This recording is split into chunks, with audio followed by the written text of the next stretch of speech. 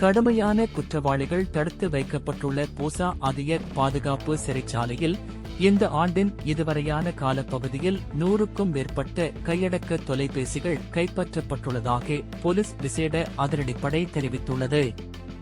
சமீபத்தில் மேற்கொள்ளப்பட்ட விசேட நடவடிக்கையின் போது பிரபல குற்றவாளிகளான லொக்கு பெட்டி, விதிகமருவன் மற்றும் தமட்டகொட சமிந்த ஆகியோர் தடுத்து வைக்கப்பட்டுள்ள சிறைக்கூடங்களுக்குள் இருந்தும் தொலைபேசிகள் கண்டெடுக்கப்பட்டுள்ளன.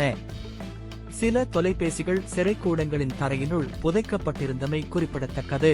சிறையில் இருந்தவாறே கையடக்க தொலைபேசி ஊடாக குற்றச் செயல்களை இவர்கள் வழிநடத்தி வருகின்றமை விசாரணைகளில் தெரியவந்துள்ளது. இதுகுறித்து சம்பந்தப்பட்ட தரப்பினருக்கு அறிவித்தும் அதனை தடுப்பதற்கு அவர்கள் தவறியுள்ளதாக தெற்கு மாகாணத்திற்கு பொறுப்பான சிரேஷ்ட பிரதி போலீஸ் மா அதிபர் கிச்சிரி ஜயலத் கடந்த திங்கட்கிழமை தெரிவித்திருந்தார்.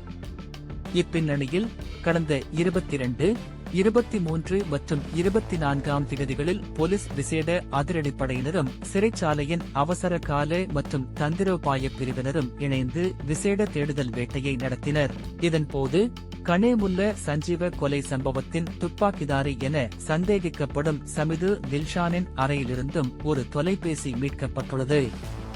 குருல்லா எனப்படும் அமில ஹெரிஷ்லால் என்பவரின் அறையில் 1.5 அடி ஆழத்தில் புதைக்கப்பட்டிருந்த ஸ்மார்ட் ரக தொலைபேசி, சார்ஜர் மற்றும் டேட்டா கேபிள் என்பன கண்டெடுக்கப்பட்டன.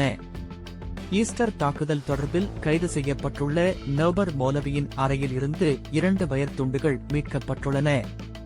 கடந்த 84 நாட்களில் மேற்கொள்ளப்பட்ட தொடர் நடவடிக்கைகளில் மொத்தம் 159 சிம் அட்டைகள், 110 சார்ஜர்கள் மற்றும் இணைய வசதிக்கான ரவுட்டர்கள் என்பன கைப்பற்றப்பட்டுள்ளன.